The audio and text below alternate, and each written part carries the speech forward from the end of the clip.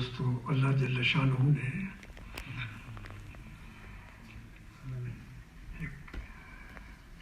انسانوں کا دنیا میں آنے کا اور جانے کا نظام بنایا ہوا ہے۔ فرماتے ہیں کہ جب ریل کی گاڑی چلتی ہے، چلتی رہتی ہے، پیسنجر سوار ہوتے ہیں اور جس کا اسٹیشن جب آتا ہے وہ اتر کے چلا جاتا ہے، دوسرے سوار ہو جاتے ہیں، یہ سلسلہ چلتا رہتا ہے۔ ایسے ہی دنیا ہے۔ دنیا میں بچے پیدا ہوتے ہیں،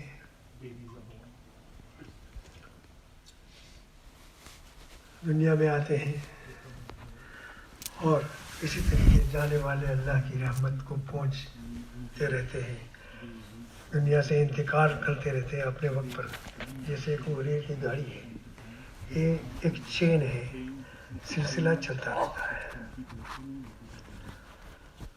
آنے والے کا نہ آنے کا بس اپنے ہاتھ میں ہے، نہ جانے والے کا جانے کا بس بھی اپنے ہاتھ میں ہے۔ دنیا کا نظام ایسا ہے، انسان نہ اپنی مرضی سے آتا ہے نہ اپنی مرضی سے جاتا ہے۔ بعض انسان مقدر والے، جیسے حضرت مولانا نے عرض کیا، اللہ پاک نے اس کے ذمے بچپن سے ہی اچھے کام رکھے۔ حاجی محمد بوستان صاحب 57 میں یہاں آئے تو 62 میں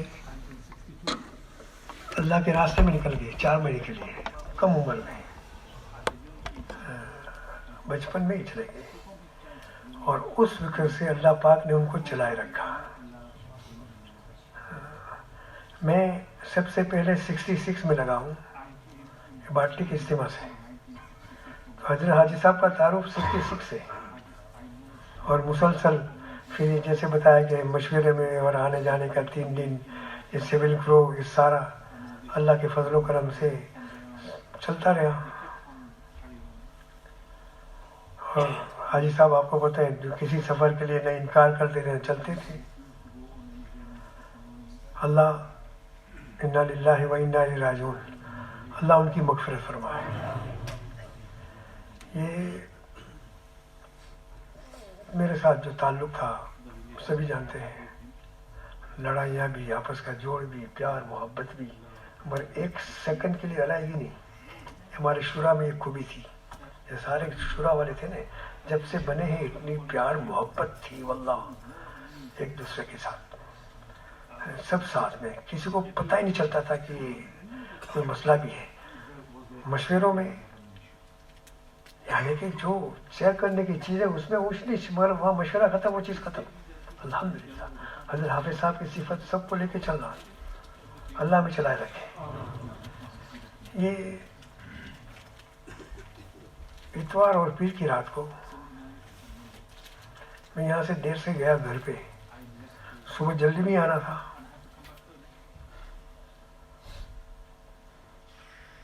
بعض چیز اللہ کی طرف سے ہوتی ہے۔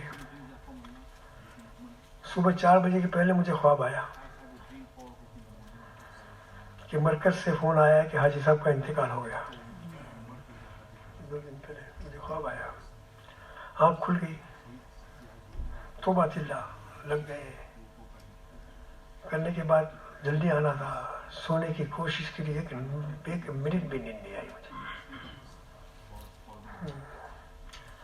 میں صبح تیار ہو کے تھوڑا جلدی آ گیا وقت سے پہلے، کیونکہ اب گھر بیٹھ کے کیا کرتا میں، ذکر اذکار کرتا۔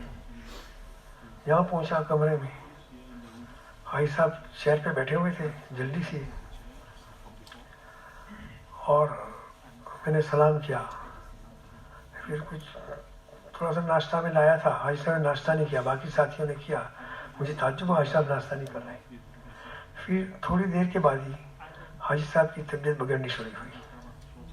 میں انا للہ و انا الیہ راجعون، اسی وقت سے میں پریشان ہو گیا، اور اتنی वॉमिटिंग और पता नहीं ऐसे बेहाल हो गए। तो रात को मैं ख्वाब देख के आया था। अब ये मुझसे बात कर रहे हैं, मेरी समझ में ही नहीं आ रही थी वल्लाह। मैंने कहा मैं बस एक मेरे ऊपर सवार था। फिर हाई साहब को थोड़ा हुआ, मैंने कहा नहीं जल्दी हॉस्पिटल, हाई साहब को अभी हॉस्पिटल भेजिए। वहाँ के हमें बैठना था सबको मिल के, इस बात बहुत सारे साथी थे। मैंने कहा हाई साहब को तो इंतज़ाम करो भाई, होलसेल भेज दो, क्योंकि बैठने के नाकाबिल ये वो सारा।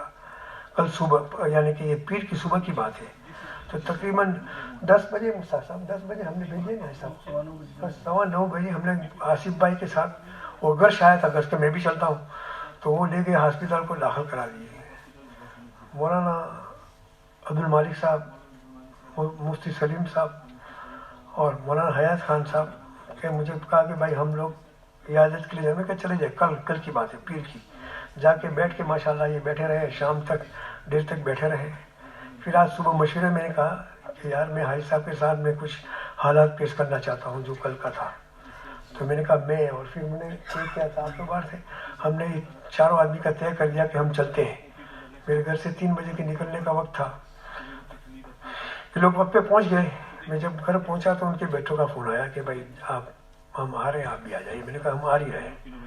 तो वहाँ हम पहुँचे हॉस्पिटल में, तो हाजी साहब क्रिटिकल सिचुएशन में थे। मैंने अस्सलाम वालेकुम, हाजी साहब ने आंखें खोली, सर ऊँचा किया। फिर मैंने थोड़ी देर के बाद सलाम किया, फिर आंखें बंद की, फिर सलाम किया हाजी साहब ने। फिर हम लोग वहीं थे। हाजी साहब का 5:30 बजे अल्लाह की रहमत को पहुँच गए आफियत के साथ। अल्लाह मरहूम को जन्नत के दर्जात में आला से आला मकाम दे, उनके सारे काम के अजर और सवाब उनके ख़जाने से दे। हम सब के लिए दुआ है। जैसे ऐलान हुआ साथियों को, ये है कि कल जनाजा तो मगरिब के बाद है, और हाजी साहब की जनाजा सब तकरीबन 3 बजे आ जाएगा।